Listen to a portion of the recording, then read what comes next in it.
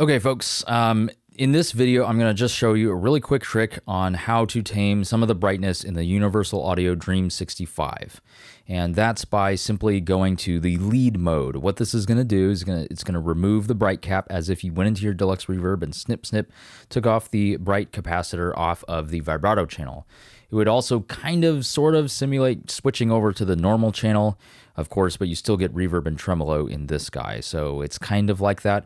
I really do wish UA put the normal channel as a separate input on this. That would have been really great to have a separate knob to control it, but they are out of phase in the amp, so UA would have had to do that, and then people would complain, oh, the channels are out of phase, and then, yeah, it would just be a whole thing. So I kind of see why they did it this way. Plus, the lead mode can add more gain in the boost. So all you have to do is take the mod switch and put it in a different position than lead. So if it's already in lead, pop it down to stock and then put it back to lead. Then turn the knob up just a wee bit.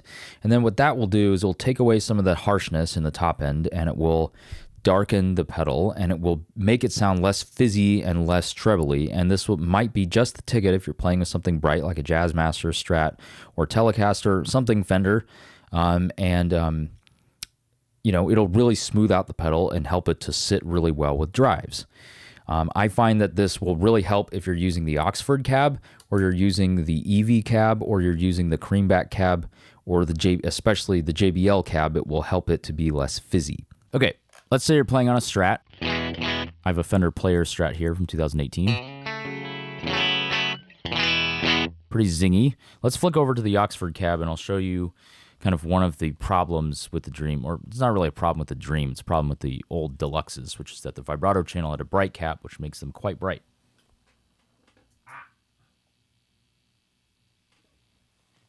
Okay, so now I've got EQ at noon on the Oxford cab.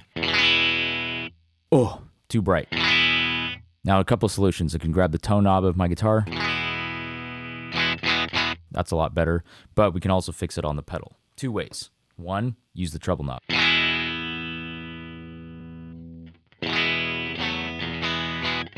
That's a lot better already. Or we can also engage the lead boost, and this will take out some of that treble by removing the bright cap.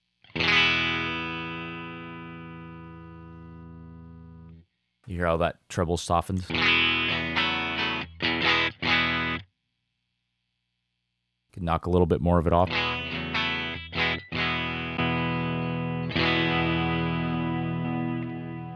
Okay, so boost off, you can hear that high end come back.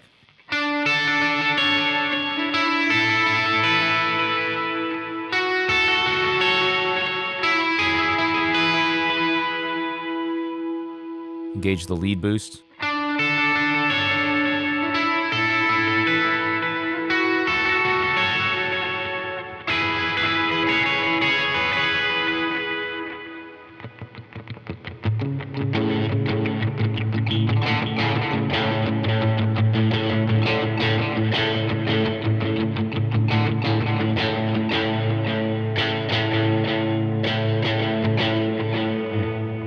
And that's a great way to kind of fix some of the extra brightness in the Dream, especially on the Oxford speaker.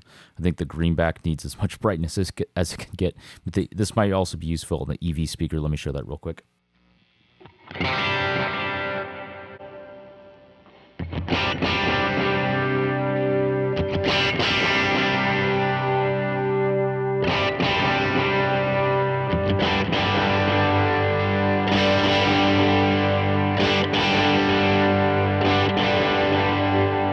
Just kind of warms up the top end a little bit. Might be useful to you, might not, I don't know. But anyway, there's that quick tip. Okay, now let's say you've set up the Dream 65 the way that I like to set it up when I'm using it, and that is to switch what the foot switches do and have this toggle, this foot switch that's normally on, toggle the boost, and this foot switch to toggle the tremolo. Now, what happens now is that then if I have the lead mode turned on already, then when I turn off the boost, the brightness comes back in and it's too bright. Well, here's what you do. First, turn on the pedal, turn on the boost, set it up to be boost and then tremolo, and then turn the boost on so this light is red.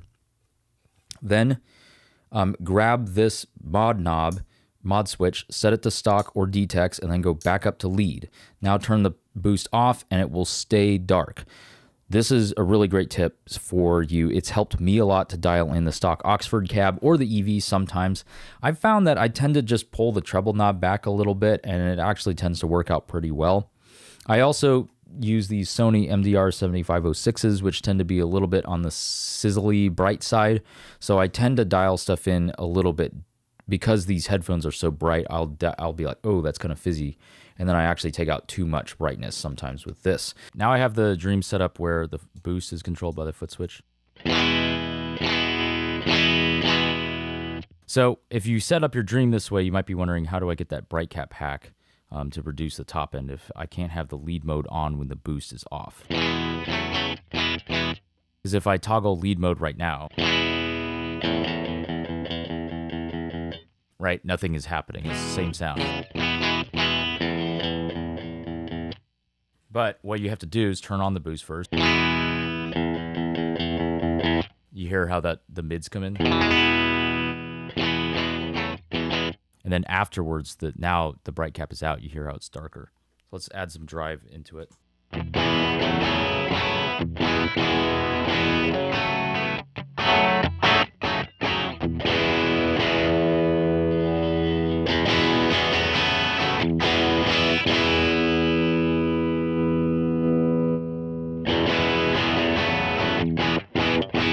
So again, you turn on the boost, flick it from stock or DTEX to over to lead, and then turn off the boost. And then now the bright cap is out of the circuit and you're in lead boost mode with the boost essentially off. It's kind of a weird hack, but I've found it works really well with the EV or the JBL or the Oxford speaker, any of the basically the old Fender style speakers.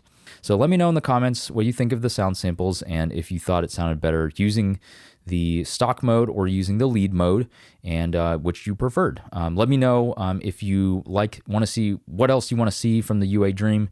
You can watch my full thoughts on that right here. Full 30 minutes of goodness and a little bit of playing as well. All right, see you in the next one. Bye.